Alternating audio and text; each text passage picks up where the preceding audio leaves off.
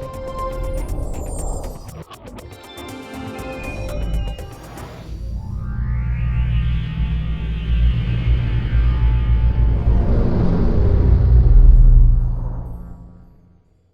my name is Matt from Official Xbox Magazine. This week on the OXM Report, we're talking to Deus Ex Human Revolution's art director, Jean-Jacques Bellatet, about augmentation, religion, and sandwiches. Cool, thanks for joining us. First of all, do you want to tell us a little bit about Human Revolution?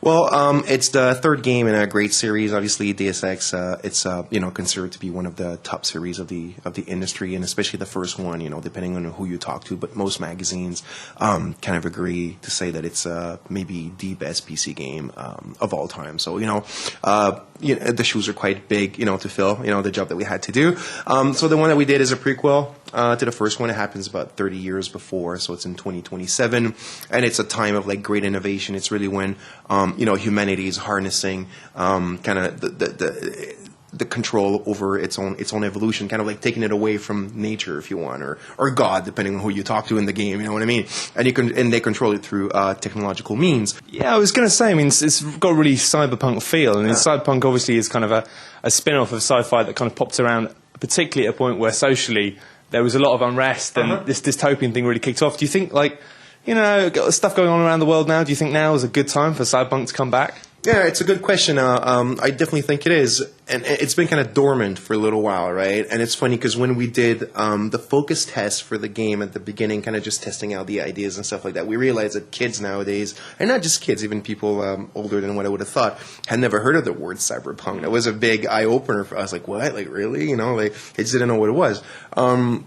And the literature was kind of, has been dormant a little bit. Even William Gibson, like the books has been writing lately, are not really cyberpunk. The reason why I think it's like that, I think we live in cyberpunk today. If you look at cyberpunk literature with the idea of the internet, the networking and stuff like that, it wasn't in Blade Runner, but it's in Ghost in the Shell, and it's in a lot of the written literature. Again, the social unrest and even today, transhumanism stuff is getting is getting more and more present in our society, and like prosthetics and stuff like that. And it's almost as if it's kind of redundant to write about cyberpunk anymore or something, which is why I think we had to bring a little bit of our own spin to it to kind of refresh it a bit, maybe. So yeah, obviously Deus Ex Machina, the original game, God from a Machine, it had a lot of biblical references going on.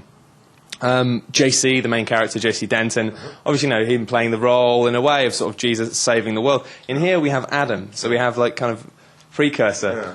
We're going to see Adam getting kind of kicked out of a garden of some sort, and is it going to be pretty brutal? There's a lot of analogies in the game. There's a lot of metaphors. Obviously the whole kind of Icarus metaphor and stuff like that. Which was a great metaphor for transhumanism and kind of augmenting yourself too much and the dangers of it. We're going to see this Adam being kicked out of a garden or something like, or an analogy to it or something. And I guess you'll have to play the game for that. But definitely the name Adam is because it's kind of like the genesis of the whole story and stuff like that. I mean, it's quite obvious.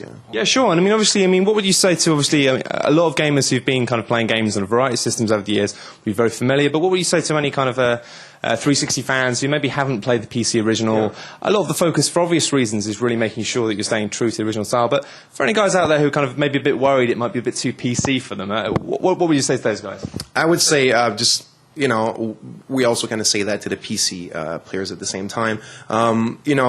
It's the true Deus Ex experience, like it feels and it plays just like the first one. But I think, for today's market, I think it's balanced in a way that it fits really well on the consoles, and it's like fully approachable and playable and stuff like that. I don't see any reasons why console players would have any kind of a hard time with this game. And then for the PC players, is the same thing. The game itself, like the Deus Ex feeling, is exactly the same whether you're playing on PC or on console. But obviously on PC, we're giving it a PC interface and stuff like that, right? It's just logical. Awesome. And obviously the Adam's style, it's kind of quite reminiscent of another character. I mean, Hideo Kojima's recently said he's kind of done with Metal Gear Solid for a little while. Can you see, I took back the torch. Can you see, maybe we've got a new Solid Snake on our hands? Huge fan of Metal Gear Solid.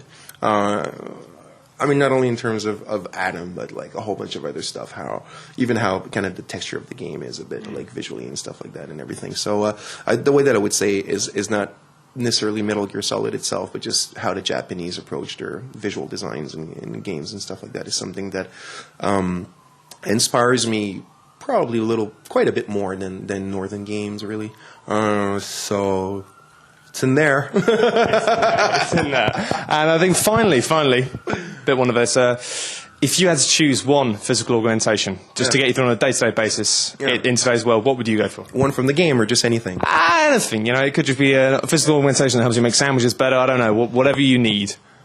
What would you choose? Well, now that you're saying it, maybe something that that I could cook. Actually, that would be great. Now that you said that sandwich thing, I'm like, oh my god, could there be an augmentation? Don't get too fixated on the sandwiches. It's just not sandwiches, but it's not the sandwiches. But you made me think about, hey, maybe I could finally cook a decent meal, which I can't. That's my point. Augmented cooking. Augmented cooking. Keep an eye out for the next Deus Ex Cooking Mama. Anyway, thanks very much for your time.